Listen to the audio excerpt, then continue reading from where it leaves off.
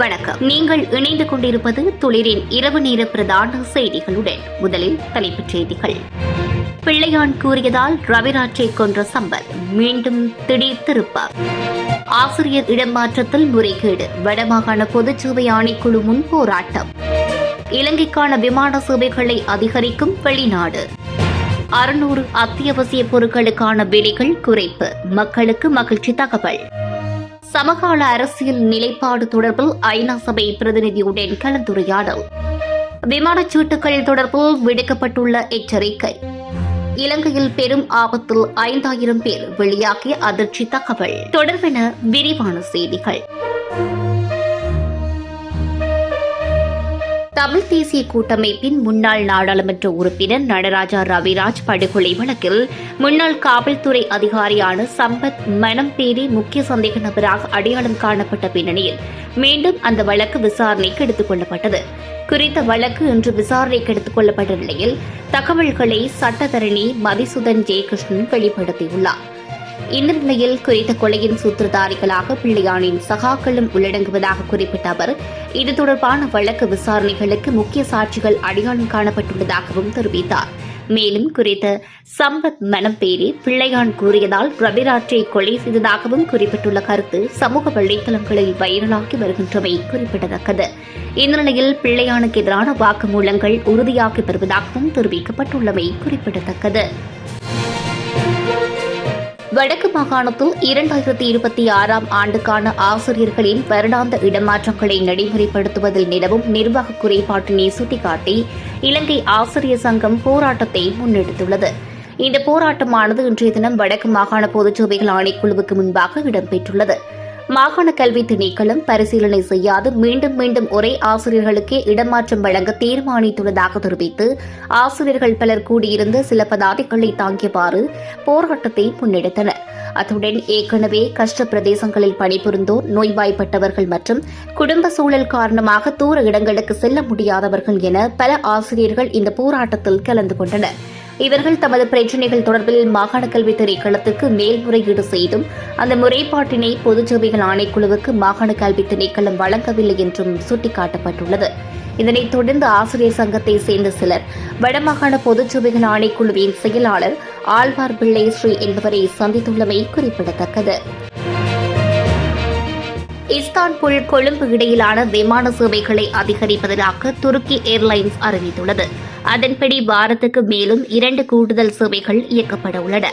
சிக்கலில் உள்ள சுற்றுலா பயணிகளுக்கு உதவவும் இலங்கைக்கு அணுகலை மேம்படுத்தவும் மேற்கொள்ள இந்த நடவடிக்கை திட்டமிடப்பட்டுள்ளது. இலங்கை மற்றும் துருக்கி இடையிலான தூதரக மட்ட பேச்சுவார்த்தைகளுக்கு பிறகு இம்முடிவு எடுக்கப்பட்டுள்ளதாக தகவல்கள் வெளியாகியுள்ளன.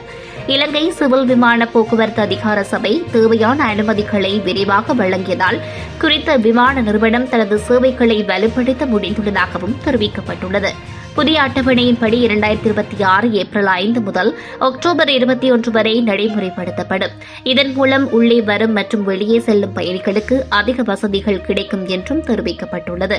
இலங்கையின் சர்வதேச விமான இணைப்பை வலுப்படுத்தவும் பயண சிக்கல்களை குறைக்கவும் சுற்றுலாத்துறையின் தொடர்ச்சியான வளர்ச்சிக்கும் இது ஆதரவாக இருக்கும் என்று எதிர்பார்க்கப்பட்டுள்ளமை குறிப்பிடத்தக்கது.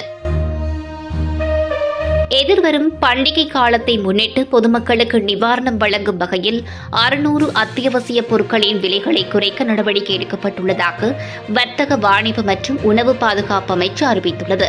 இந்த விசேட விலை குறைப்பு திட்டத்தின் கீழ் உள்ள பொருட்கள் அனைத்தும் நாடு முழுவதும் உள்ள சதோச விற்பனை நிலையங்கள் ஊடாக பொதுமக்களுக்கு கிடைக்க வழிவகை செய்யப்பட்டுள்ளது.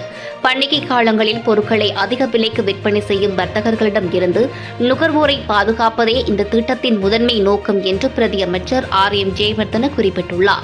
அத்துடன் பண்டிகை காலத்தில் எவ்வித தட்டுப்பாடும் இன்றி அத்தியாவசிய பொருட்களை வழங்குவதற்கு தேவையான அனைத்து ஏற்பாடுகளும் செய்யப்பட்டுள்ளதாக அவர் இதன்போது குறிப்பிட்டுள்ளார். இதேவேளை விலை குறைப்புகளுடன் இணைந்து உள்ளூர் சந்தையில் அதிக விலைக்கு பொருட்களை விற்கும் வியாபாரிகளை கண்டறியவும் விசாரணைகள் ஆரம்பிக்கப்பட்டுள்ளதாக தெரிவிக்கப்படுகிறது. இந்த ஆய்வுகளை மேற்கொள்வதற்காக நுகர்வோர் விவகார அதிகார சபையின் அனைத்து அதிகாரிகளுக்கும் அறிவுறுத்தப்பட்டு தயார்படுத்தப்பட்டுள்ளதாக பிரதி அமைச்சர் குறிப்பிட்டுள்ளார்.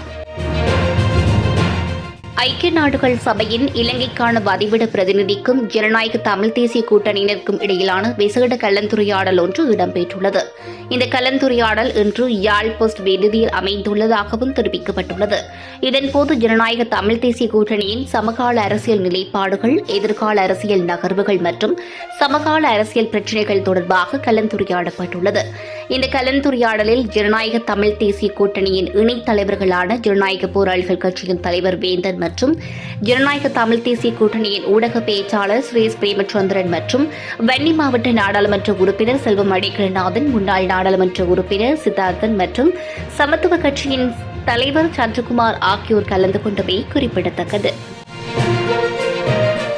விமான பயணச்சீட்டுகள் தொடர்பில் போலீசார் பொதுமக்களுக்கு அவசர எச்சரிக்கை ஒன்றை வழங்கியுள்ளனர். சமூக ஊடகங்கள் ஊடாக முன்னெடுக்கப்படும் விமான பயணச்சீட்டு மோசடிகள் குறித்து இதன்போது அறிவிக்கப்பட்டுள்ளது.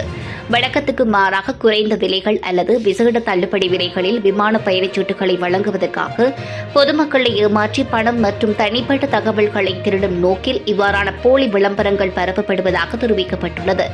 இவ்வாறான மோசடிகளில் சிக்கி பாதிக்கப்படாமல் இருக்க பாதுகாப்பு நடவடிக்கைகளை பின்பற்றுமாறு போலீசார் வலியுறுத்தியுள்ளனர்.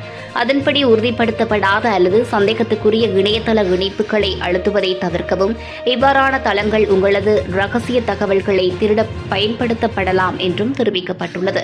அத்துடன் கடவுச்சொற்கள் அல்லது ஒருமுறை பயன்படுத்தப்படும் ரகசிய குறியீடுகளை எக்காரணம் கொண்டும் மற்றவர்களுடன் விமான நிறுவனங்கள் தொலைபேசி அழைப்புகள் ஊடாக இத்தகவல்களை கோருவதில்லை என்றும் பகிர்ந்து கொள்ள வேண்டாம் என்றும் தெரிவிக்கப்பட்டுள்ளது.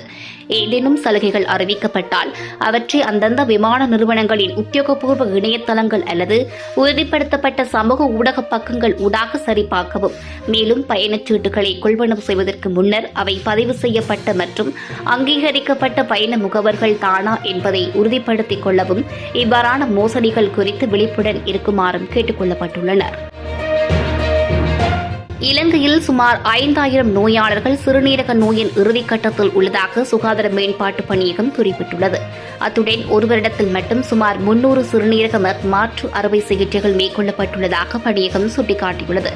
சிறுநீரக நோய் நிபுணர் நலகஹெரம் நீரிழிவு மற்றும் உயர் இரத்த அழுத்தம் உள்ளவர்கள் பின்வரும் நடைமுறைகளை பின்பற்றுமாறு வலியுறுத்தியுள்ளார். நீரிழிவு மற்றும் உயர் இரத்த அழுத்தத்தால் பாதிக்கப்பட்டவர்கள் குறைந்த வருடம் ஒரு முறையாவது தங்களது சிறுநீரகங்களை முழுமையாக பரிசோதித்துக் கொள்ள வேண்டும். பல நோயாளர்கள் நோய் முற்றிய பின்னரே சிகிச்சைக்கு வருகின்றனர். முறையான பரிசோதனைகளை முன்கூட்டியே செய்வதன் மூலம் சிறுநீரக செயலிழப்பு அபாயத்தை குறைக்க முடியும் என்றும் தெரிவித்துள்ளார். நீரிழிவு மற்றும் உயர் இரத்த அழுத்தம் ஆகியவையே சிறுநீரக நோய்கள் ஏற்படுவதற்கு முதன்மையான காரணங்களாக மருத்துவ நிபுணர்களால் அடையாளம் காணப்பட்டுள்ளமை குறிப்பிடத்தக்கது.